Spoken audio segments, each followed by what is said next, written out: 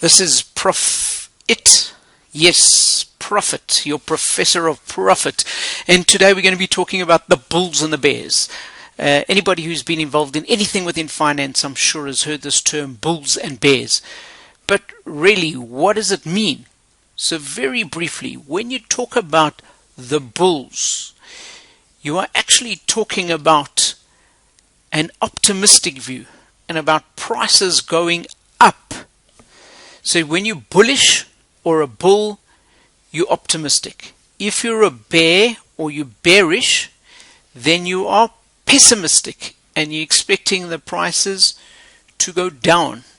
So outside, either outside or in the foyer of most stock exchanges around the world, there's either a statue of a bull or a statue of and I know some of you are thinking a bear, but no one's that pessimistic. You either have a bull or a bull and a bear. The one on the right hand side here, this bull is outside the New York Stock Exchange. The bear over here is a fictitious picture. It's just made up. So that's not really a real statue, but the one on the left is the most photographed bull in the world. So when we have a look at it, you can see it's powerful. What do you do when you're in a bull market? When you're expecting prices to go up? My suggestion is you grab the bull by the horns and you ride it for as long as you can. Something like this. But you've got to be careful because the market will turn. And when the market turns, this is the view you have, and believe you me, this view is not beautiful at all. Where did this come from? The terms bulls and bears.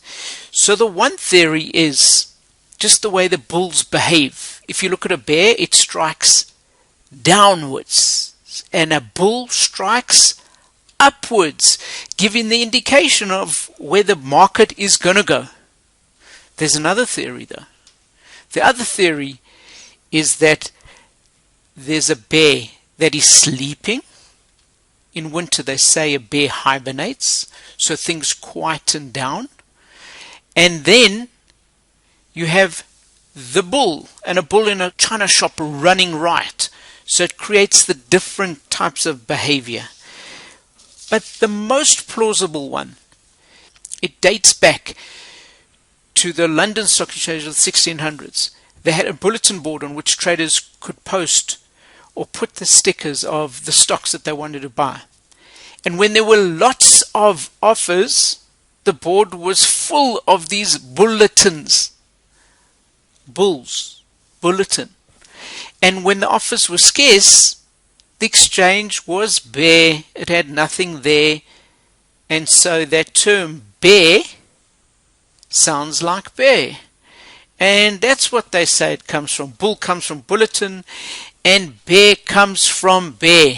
No buy orders. But you want to know something? This whole thing is a load of bull, because although we have those three things, they are all just guesses as to where it came from. And the truth is, the most used term in finance, bulls and bears, nobody knows for certain where it came from. This is your professor of profit.